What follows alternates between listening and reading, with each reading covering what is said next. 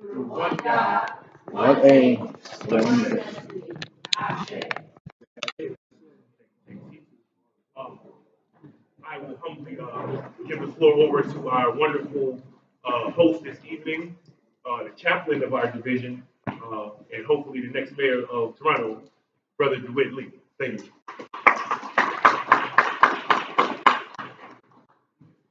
I didn't clap for myself. I clapped for the Dewitt Lee that came before me, and the Dewitt Lee that came before him, and the Dewitt Lee that is following in my footsteps.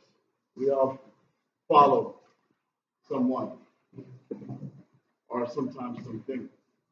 But here today, we have paid tribute to a leader, the Honorable Marcus Messiah Garvey, who has committed his life, spent his life, and gave his life serving us so that we can have a moment together where we can pledge to a flag that they did not want us to have.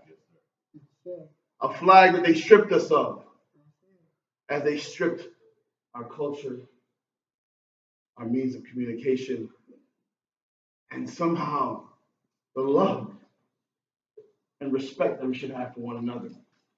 So this is a room where those things that were taken away are being shared with you today. So we extend love, we extend respect and gratitude to have you all present with us. I'm glad you mentioned Toronto and not just mayor, because it's a very testy subject right now. Like, we are on the eve of a primary that's taking place. So sometimes when people do bring up mayor, they wonder if my aspirations are here. I was built in Buffalo, but born in Toronto, and Toronto is where I've been led in 2010, 2014 to represent our people, represent a people in Toronto, Canada. And so aspirations are there, the calling is there, and the means are there. And what we've been able to accomplish in Toronto is nothing less than miraculous. In a very short period of time, we've been able to introduce this flag that we just pledged allegiance to a new generation of Canadians, of Caribbean Canadians, of African Canadians, who have missed an opportunity to understand the value of that part of their life. Because diversity is celebrated and inclusion is championed, we sometimes find ourselves in a space where we don't have much to stand on. And so by equipping the next generation of leaders in Canada, Toronto specifically, we've been able to provide them with a flag that represents them. And so one thing that, Mr. President, I thank you for an opportunity to be here. I thank you for your incredible leadership. Please give it up for our president. And I would be remiss if I did not acknowledge Lady President. Please give it up for the Lady President, which is powerful and important. It is because it's one thing to have a brown in the race, but to have a brown immigrant in the race, that's powerful. That shows growth. That shows balance. And you know what? It shows progress. So I am grateful to be here. Of course, we have a evening planned with conversation, stimulation, and education. And I think when we walk in this door, I believe everyone's heart was open to learn.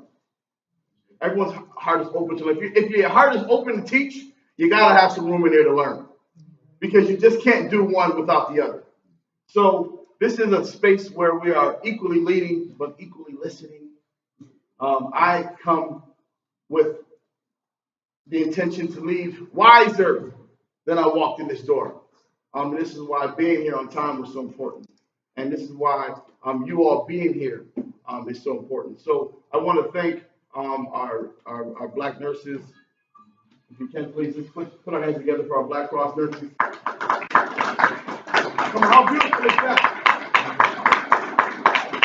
There we go. And the doctor, one of the doctors. Right. Indeed. And you know what? They're on the forefront of carrying that baton, that tradition of serving our people, and being in a place where need is the greatest.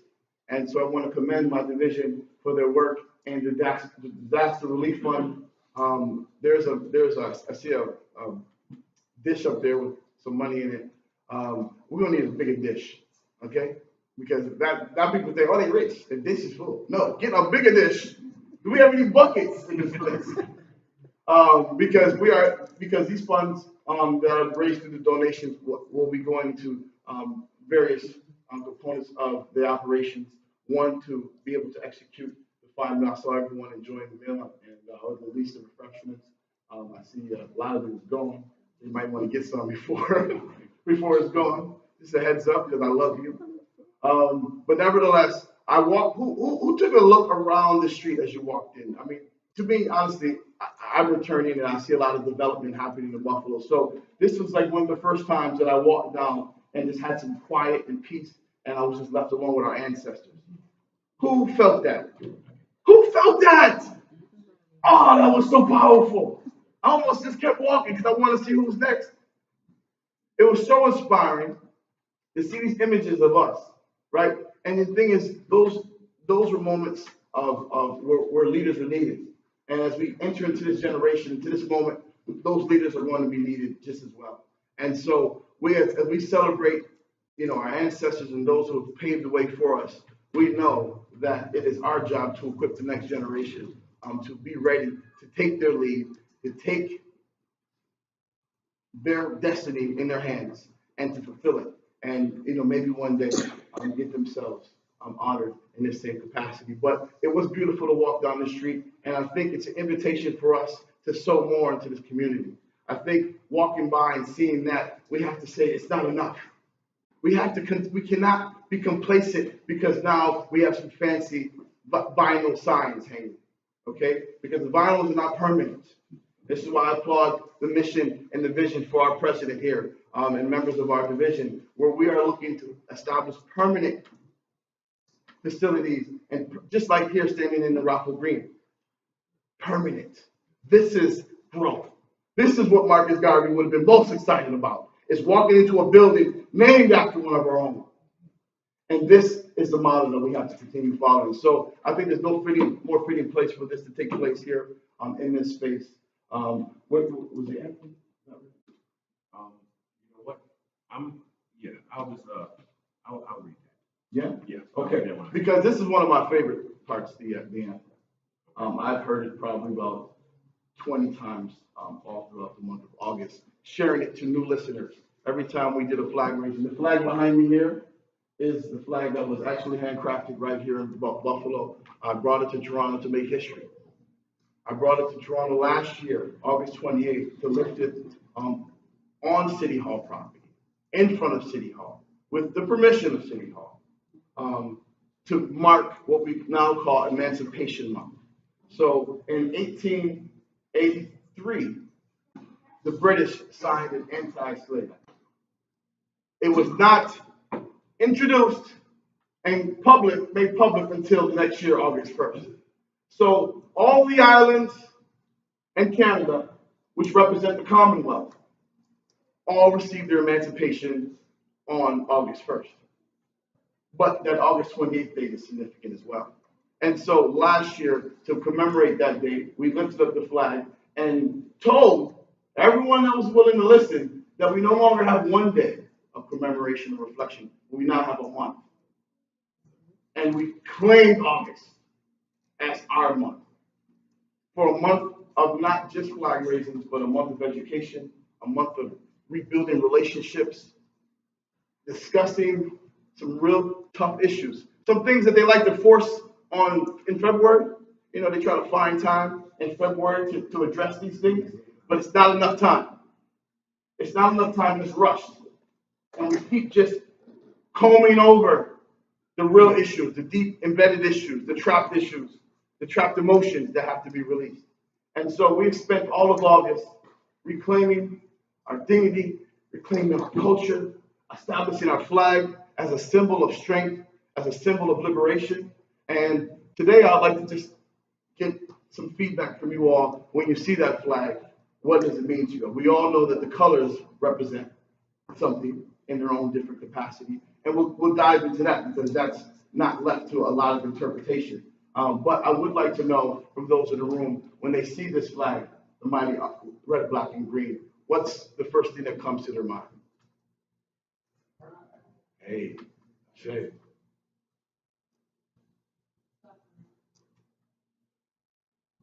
The struggles of the blacks, the nation on the land, doesn't mean it to them flag. The blood, I forget it. And green on the land. Something about the green. That's right. Red. Come from the slave history. And slavery. I had words knowledge of that coming from Alabama, 49. You can tell us about it. That's I grew up in this area here. I worked in this area in the 60s. A whole lot different. In the 70s it changed, and then in the 80s it changed, and now in the 90s well, it's gone on, that systematic racism, right? It's kind of gone underground in some capacities, but it shows its head.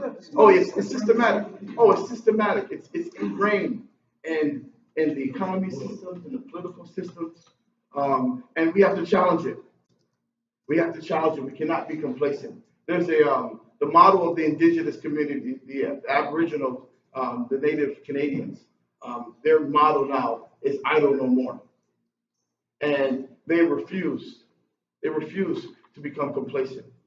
They are reclaiming land, they're reclaiming culture, and they're leaving a black print for us to be able to continue to actually use this as a model. They have forced the government to adhere to a number of conditions where they actually have gone on record and offered a truth and reconciliation agreement, where they have gone on public to express their sorrow for their ancestors. But we are still absent. Our apology is still absent. And so it's just delayed. And so hopefully out of this conversation, we can continue to discuss on ways to be able to reclaim what is ours. As the brother mentioned, the red, of course, it's for the blood, the suffering and the sacrifice. The black, ladies and gentlemen, look around. That's what that means. All right. And you know what's most powerful about our experience in August is that we invited the Latin Africans. We invited the Aboriginal Africans. We invited any group that has identified themselves and have reconnected with their African roots and are seeking to reclaim their African roots, because we know how many slaves were left in South America, right? We know we could follow that route and we could follow our ancestors. So we're incomplete even when you look around the room, because there's so many of our diaspora that's missing, that we have to reclaim that relationship. So yes, the black represents the melanin and the black people all over the world. And this flag represents people all over the world of our African descent. And the green, like you said, brother, is for the lush land of Africa, Mother Africa, which is crying out. It's crying out. Help me. Help me. Right now, as you see, our land continues to be pillaged, continues to be profited on by the hands of foreigners. And as we spend our disposable income on issues here that are relevant, there is a massive movement and shift of attention going into Mother Africa, and she has continued to be pillaged. And if we are not standing in arms and on guard for her, then we have failed her. So that is a reminder of our connection and our responsibility to her. So we do have a very powerful discussion that to take place, and I'd like to call up Mr. President. Yes, everything good? Okay. Mr. President, Yes, sir. You ready? Yes, sir. Greet the people. Yes, sir. Great choice. Thank you, Brother Dewitt. Brother Dewitt is the chaplain of our division. We try to follow Garveyism to a T, right? And so people ask us all the time, what is Garveyism? What are we talking about? And you know what I'm saying? It's really simple. I was in a conversation the other day with a brother in Sierra Leone. Black Cross nurses, the Western New York Black Cross nurses are in contact with the Black Cross nurses in Houston. We are in contact with the BSANI in Sierra Leone. I don't know if you understand about the weather, extreme weather conditions that's happening in Sierra Leone, the mudslides and things like that. It killed over 600 people. Everybody's losing their homes. Down in Houston right now, it's almost the same. Florida's about to have the same issue. One of the concerns that people have when donating to relief efforts is that the Red Cross and things like that, the money isn't getting to the people where it's needed, right? So the theme of this evening is government, self-government, right? The government that Garvey set up for us was structured for us to be able to take care of certain things when in need. When we look to Sierra Leone and we look to Liberia and Nigeria, who just got hit again, when we look to the black people down in Florida, when we look to the people who came from New York State to go down to Houston to help, and now they're stranded down there with no money, right? The only assistance that they can get is from the U.S. government. But we know that we've already been suffering under that currently. So we can't ask them to change something that they've been doing successfully this whole time. The only thing that we can control is our own actions. So that says that what we must do is follow the model that was set for us. It was laid out for us, structured for us. And when we take that model and live it, we will receive the benefits of it. Now, I'm going to give you a couple of examples of what I'm talking about. One of the first things that we did a minute ago, we did the Pledge of Allegiance to the flag. Brother Dewitt was speaking about Emancipation Month, Canada. In the full month of August, they celebrate that in Canada, and he just got that started. However, down here, we call it the month of Messiah. Messiah is Marcus Messiah Garvey's middle name, right? And we just try to make that the Black August. The reason it's so significant dealing with Garveyism is because in 1920, for the entire month of August, they had the convention in Madison Square Garden, where over 20,000 Africans from 40 different cities, 40 different countries, delegates came to pledge allegiance to the Pan-African government of the world. Now, we're not talking about the Pan-African organization, the Pan-African Club. We're talking about the Pan-African government of the world. Everybody here is from Buffalo, correct? Or you've been here long enough to say the name of Buffalo. When you look around the city, you notice the different Indian names around the city, correct? You see Cayuga, you see Seneca, right? You see Oneida, Onondaga, Iroquois, yes? Now, how many of you seen the purple flag with the white boxes on it? The Iroquois flag, yes? The Iroquois nations, right? The Six Nations, exactly. Now, just as fast as you know that, our children need to know about the unification of the Pan-African nation. Just like Brother Dewitt just mentioned, the Latin Africans, right? The people from South America, they got, you know what I'm saying, that's family. The people from Australia, that's family. Japan, China, that's family. You understand what I'm telling you? When it's not a racist thing to say that we are race first, okay? We have to understand that there's already, you can look around the city right now. Which corner store do black folks own? None. Just name one. Which grocery store do black folks own in the city? None. Is there any manufacturing company that black people own in the city? No. Right? However, you can look around and you can sort of see a grouping of other races together in business. Successful business. Yes? The Yemenites, they got these corner stores on the lot, right? Has anyone ever heard about the Chabad house? Chabad Lubavitch house. Yes? What is that for, sir? Do you know? For the benefit of their people. No equivocation. Nobody has a problem with that, correct? Because you're looking out for your own. Race first. Yes? When we look around at the structures and the architecture in the city, I see some elders in here. I know y'all know about the history of the city. Yes, right. When we look at the these. an exposition, 1909, something. Mm-hmm. We have a classic place here, which is the electric company in Cal. On the Pan Atlantic. Okay. Go on. See, there's a lot of history in Buffalo. Is it our history? No. That's my point. That's My point with the architecture, when you look around the city, you can definitely see the Jewish architecture in the city.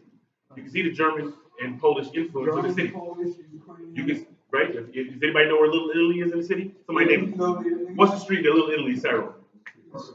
Exactly. Everybody knows. Right? Connecticut Street. Polish section of the city is where? Right down the street. Right down Right? the street.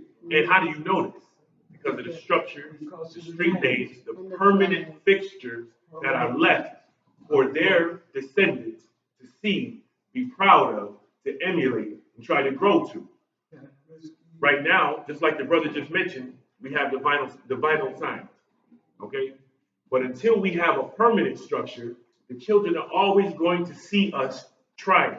They're always going to see us hoping. They're always going to see us in the struggle. My problem with people who say, yeah, we in the struggle, my man, Young Seeds, I hear you. Well, my problem with people who keep saying we in the struggle is what is the plan for success out the struggle?